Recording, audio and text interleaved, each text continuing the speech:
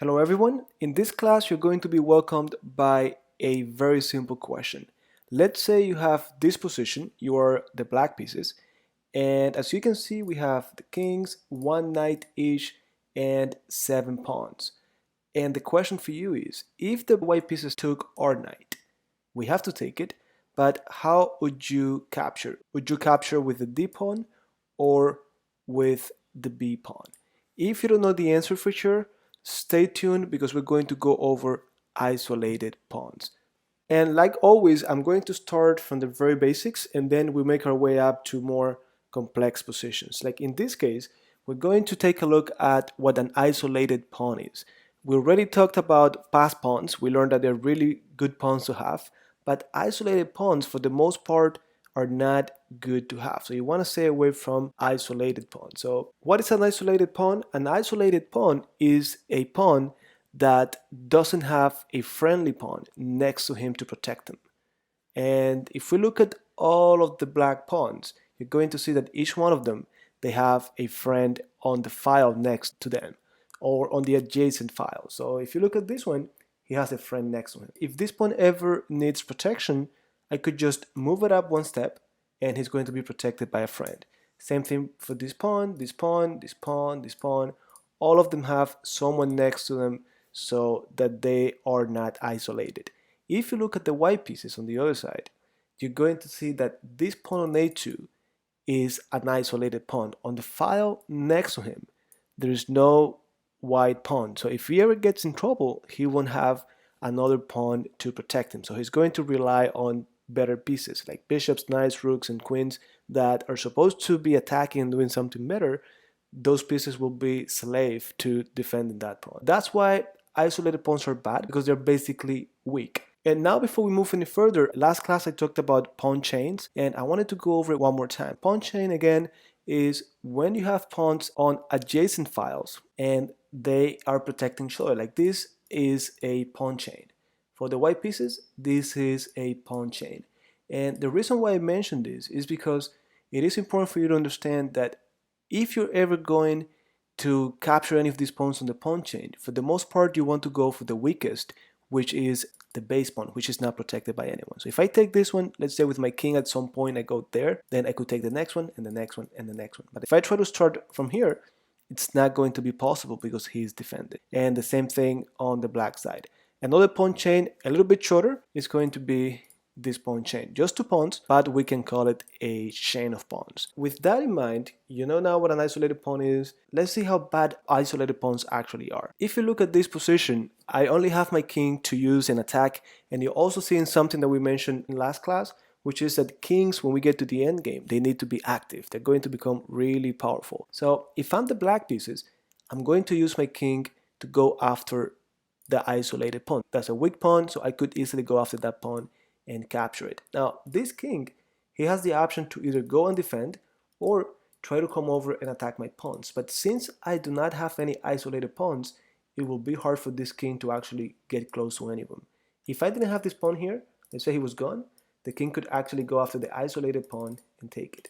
But that's not going to be the case. If they go back here, in this specific case, you're going to see how the black king easily captures the isolated pawn. And now that we're up a pawn, I'm not going to do it, but you should know from last class how we should proceed. We should try to create a passed pawn next because we have a pawn priority on the queen side. Here we are again with a very similar position. The only difference is that we have rooks on the board, and this makes it even worse for the side that has the isolated pawn, because now my pieces are going to be putting pressure on that pawn, and these are stronger pieces. So this is going to be another way to win material and just proceed to win the game. And to make it even worse, if the isolated pawn happens to be on a semi-open file, meaning semi-open file is a file that only has pawns from one side. Like if you look at this file over here, we have a white pawn and a black pawn. That's a closed file. So if I put a rook over here, it's not going to be so effective because this file is closed. Same thing, look at this rook or this rook. They're not doing much because this file is closed. Now, if there wasn't any pawns, let's say this pawn wasn't here, this is going to be an open file. And the rooks want to go there to penetrate and attack. But this is going to be, or actually this one as well, is going to be a semi-open file. There's only a pawn from one team on this file, so it's called semi-open. This one, same thing, it's going to be semi-open. But notice that if the white rook ever goes here to attack my pawn, I don't have to be concerned about it because this pawn is not isolated. I have someone to protect it. However, the first move here for the black pieces is actually bringing one of the rooks to attack the isolated pawn. If this pawn wasn't isolated, let's say there was a white pawn here, he could just move one step and he's protected.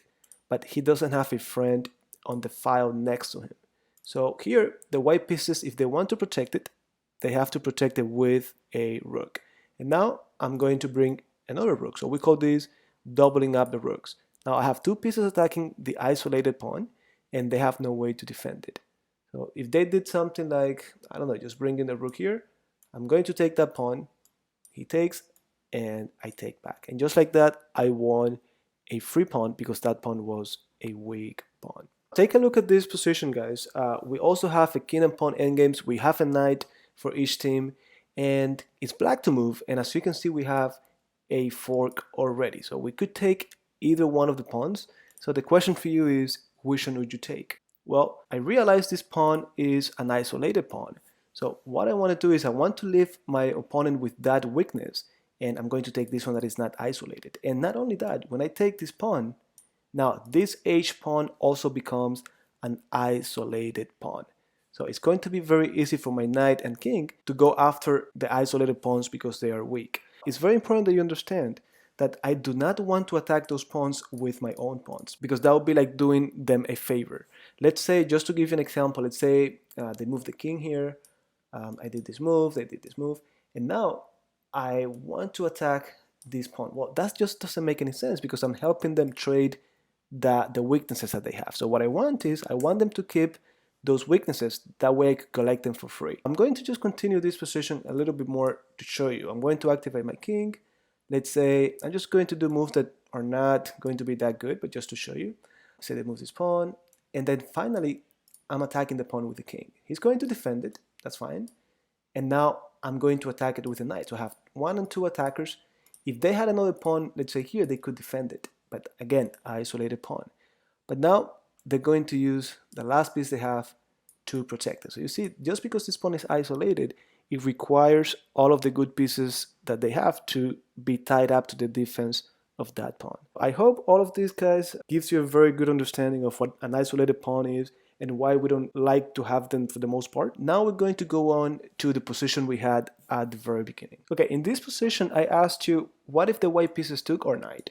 How do we take? Do we take with the D pawn or do we take with the B pawn? So if you didn't know this before, now that you learned what an isolated pawn is, it should make your answer very, very obvious. So it's just about making sure that we do not create any isolated pawn.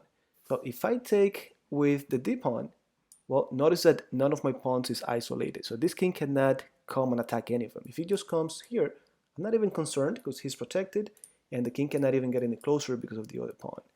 However, if I had taken with the B pawn, now this king is going to go after the isolated pawn. So he's going to go here and I cannot protect him with the pawn. And in this case, my king cannot even go and help. So if I go here, see, I cannot make it on time. So he takes the pawn and now they have a passed pawn. Every little detail, guys, matters. And you're going to see many people losing games just because they don't understand this concept. So I hope that you now pay more attention when you take something, when you recapture, because like I said last time, every time there's a trade, every time a pawn captures, the pawn structure changes. And then we have to be able to anticipate weaknesses. And if our opponent has them, we have to find ways to exploit them and take advantage. There's one more thing I wanted to say before I let you go, which is that isolated pawns have some good things as well that we're not going to cover in this class. It's going to be later on, but for the most part we want to avoid them. I'm going to leave it here. In the future we're going to be talking more about isolated pawns. So like always, if you have any questions, leave me a comment and I will see you next class.